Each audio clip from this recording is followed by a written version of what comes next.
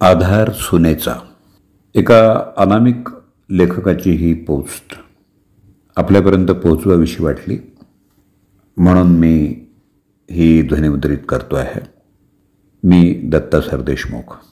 ऐकूया आधार सुनेचा.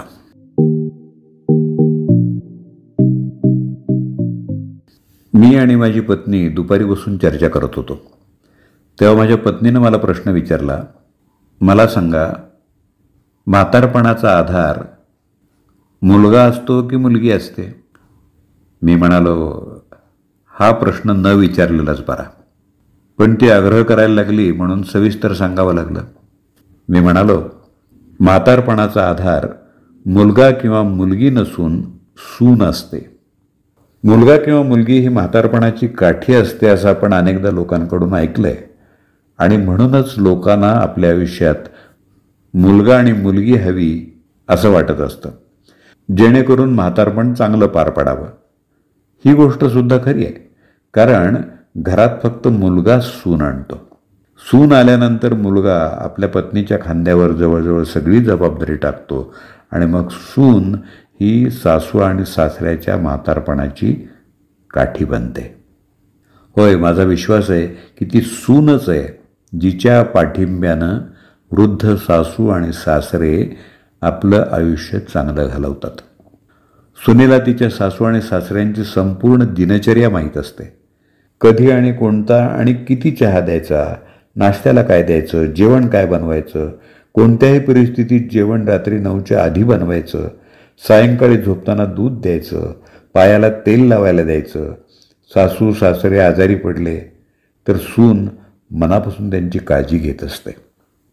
सून एक दिवस आजारी पडली किंवा माहेरी निघून गेली तर सगळं घर हादरून जातं. पण मुलगा 15 दिवसांच्या प्रवासाला गेला तरी सुनेच्या भरवशावर घर सुरळीत चालतं.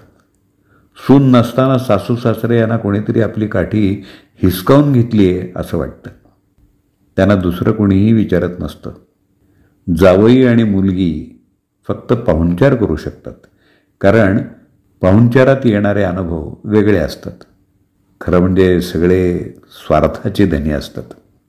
सूनच खरी जबाबदारी पार पाडत असते, कारण मुलाकडे वेळ नसतो आणि मुलाला वेळ मिळाला तरी तो काहीच करू शकत नाही, कारण त्याला सकाळपासून रात्रीपर्यंत आईबाबांना काय द्यावं हेच कळत नाही.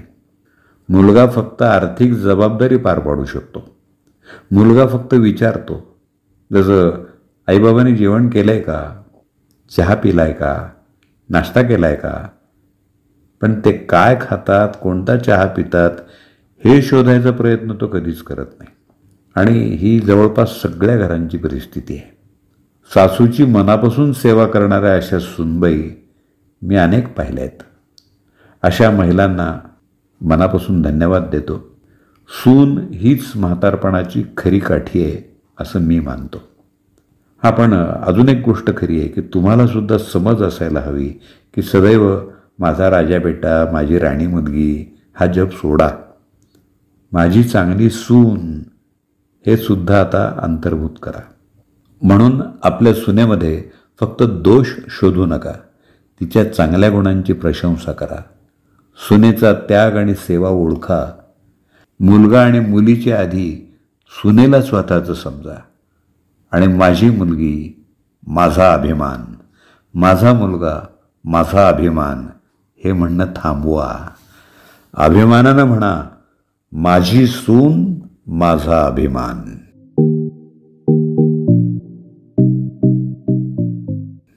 आधार सुनेचा या पोस्टचं वाचन आपण ऐकलं.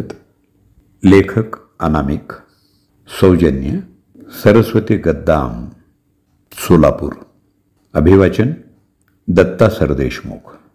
आपल्या प्रतिक्रिया आणि अभिप्राय आपण मला माझ्या संपर्क क्रमांकावर व्हॉट्सअपवर जरूर कळवा.